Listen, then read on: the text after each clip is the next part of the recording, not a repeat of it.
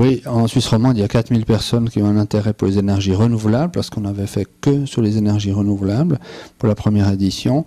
Et c'est vrai que c'était des gens qui en voulaient vraiment, puisque c'était le fait qu'il fallait se déplacer. C'était pas par hasard, on va au salon pour se passer le temps. Un sujet qui nous tient à cœur à Energitech, c'est les entreprises, plutôt les grosses entreprises. Et nous aimerions dans les années à venir faire des challenges d'entreprises. Bien sûr qu'il faut être connu. Au départ, on aura cette année quelques entreprises. Je vous dirai le nom un petit peu plus tard, dans quelques semaines, les noms qui vont jouer le jeu avec nous pour accepter des challenges, pour changer les habitudes. Alors ce sera chaque année quelques entreprises qui accepteront ces challenges. On les reverra 2 ans plus tard pour faire le point des avancements qu'ils ont pu effectuer dans les économies d'énergie. Les ambitions d'Energitech pour l'avenir sont claires. Nous avons, au départ, fait un salon local et régional. Pour nous, le salon Energitech ne va plus être local. Va être d'une part régional cette année un petit peu, je vous dis à 30%, mais national et international pour les années futures, ça c'est certain. Nous avons déjà des demandes de l'étranger. Nous avons un stand américain avec une technologie américaine qui veut venir en Suisse, trouver des partenaires, trouver des fabricants. C'est bien, je pense, de pouvoir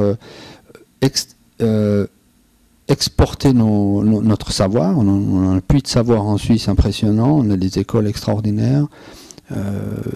Pour sortir de la Suisse, pour montrer à l'extérieur de la Suisse ce qu'on peut faire, et aussi accueillir des gens à l'international pour voir s'il y a des synergies possibles avec la Suisse. On discute aujourd'hui avec Los Angeles pour faire un Energitech à Los Angeles, éventuellement l'année prochaine, pour faire une synergie entre les États-Unis et la Suisse.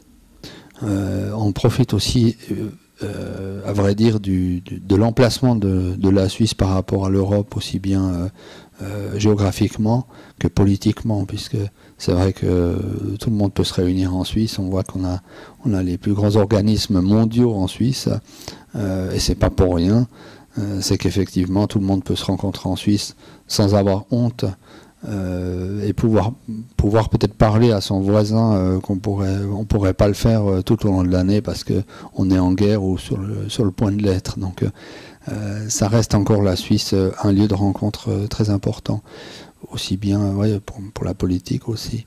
Donc les technologies, on peut très bien les amener ici, elles partent d'ici, il y en a beaucoup d'ailleurs, hein, comme je le disais tout à l'heure, et on peut très bien aussi faire venir les technologies étrangères ici en Suisse pour faire des échanges. Et ce serait marrant qu'il y ait des pays voisins qui viennent en Suisse faire des échanges de technologies. Pourquoi pas? Moi je le vois assez bien comme ça.